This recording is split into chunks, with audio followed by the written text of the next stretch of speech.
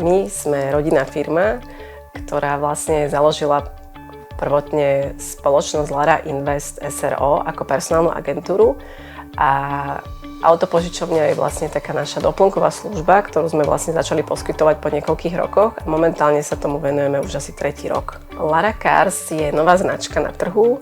Sme v podstate krátko na trhu, ale snažíme sa vlastne vyrovnať sa aj tým konkurenčným autopožičovňam a poskytovať služby na vysokej úrovni.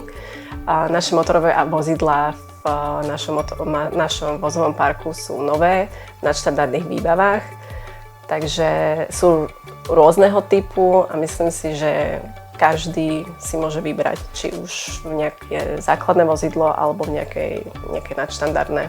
Naša spolupráca s občianskym združením Kľúč k úspechu vznikla v podstate cez speváka Bokyho, nakoľko on tiež podporuje toto občianske združenie a podieľa sa na ich aktivitách.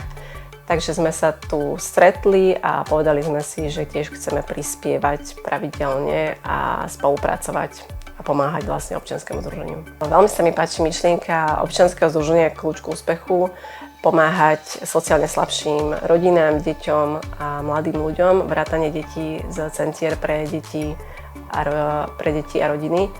A myslím, že to je presne tá skupina ľudí, ktorá vlastne tú pomoc potrebuje najviac.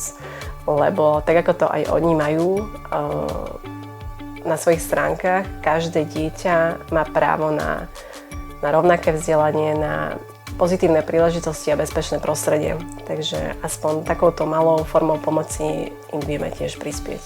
Naša posledná pomoc smerovala deťom z Centra pre deti a rodiny v Holíči, kde sme vlastne z našej autopožičovne Laraka zapožičali 8-miestne motorové vozidlo a venovali sme im finančný príspevok vo výške 300 € na nákup sladkostí a rôznych potravín.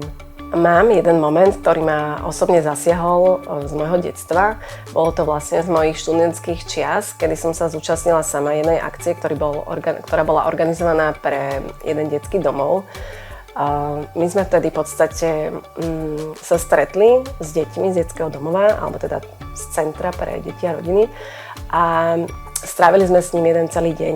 Čiže každý vlastne z nás dostal jedno pridelené dieťa a my sme vlastne sa o nich starali. Boli sme v zoologickej záhrade, potom sme sa boli nájsť niekde v reštaurácii a v podstate sme im odovzdali nejaké darčeky. A bolo to strašne emotívne a vtedy som si vlastne uvedomila, že ako veľa vecí beriem ako samozrejmosť a to v podstate niektorí ľudia vôbec nemajú. Takže toto si pamätám dodnes a som rada, že aj v dnešnej dobe za úplne iných okolností môžeme aj naše podnikanie posunúť na inú úroveň a pomáhať tam, kde to najviac treba.